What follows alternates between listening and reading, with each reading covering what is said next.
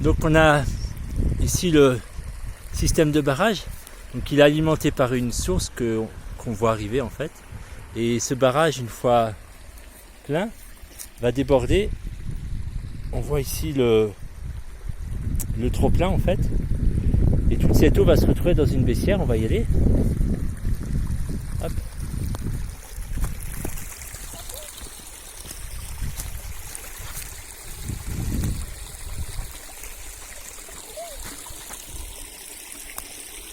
Donc vous voyez la baissière qui va faire toute la longueur du terrain. En fait, elle a été réalisée sur les courbes de niveau, ce qui fait qu'elle se remplit tranquillement.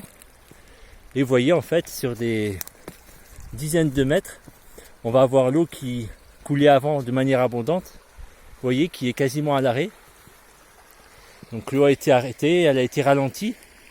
Et là, elle va avoir le temps tranquillement de s'infiltrer dans la nappe phréatique pour irriguer tous les terrains qu'on voit un petit peu plus bas. Et donc on devine ici le trop-plein de cette première baissière. Vous voyez, donc cette première baissière déborde dans un trop-plein qui lui-même en fait va se retrouver dans une autre baissière qu'on va retrouver en fait jusqu'à la cabane là-bas à moutons.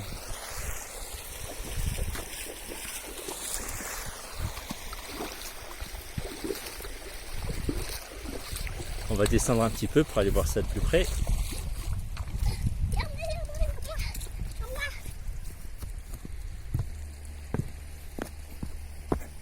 Donc vous voyez, ça c'est la seconde baissière, là je vais me mettre sur le pont.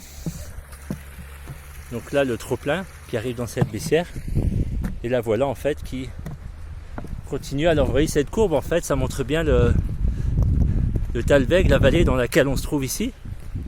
On a une courbe de niveau en fait en V, orientée vers la pente montante. Et donc vous voyez cette baissière qui est pleine, qui s'est remplie. Et ça, quasiment jusqu'au bout du terrain. Et donc, il y a une petite fuite dans cette baissière. Et en fait, il y a de l'eau qui arrive donc au pied de la baissière. Et on en a profité en fait. On a canalisé cette eau. Et on l'a fait arriver dans une seconde baissière que l'on voit là. Et qui va irriguer toute cette zone juste en dessous avec le paillage. Donc, où la haie fruitière a été plantée. On a de nombreux arbres, des fruits rouges. Et donc on a cette baissière en fait qui va irriguer tout ça. Et tout au bout là-bas un trop-plein qui emmène cette eau dans le champ qu'on voit là-bas. Et cette eau elle va continuer son chemin pour aller rejoindre la route.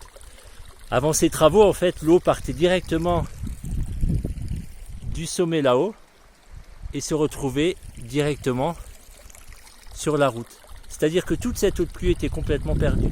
Aujourd'hui, que se passe-t-il? Cette eau est captée par ce grand barrage. Elle va être emmenée tout le long du terrain jusqu'au bout. Elle va déborder dans cette baissière qui va la ramener également jusqu'à l'extrémité du terrain. Et puis enfin une troisième baissière ici qui va irriguer toute cette zone. Et donc toute cette eau, au lieu de quitter le terrain, va être ralentie. Elle va être infiltrée et va permettre donc de recharger les nappes phréatiques. On est donc là sur une gestion de l'eau à très long terme.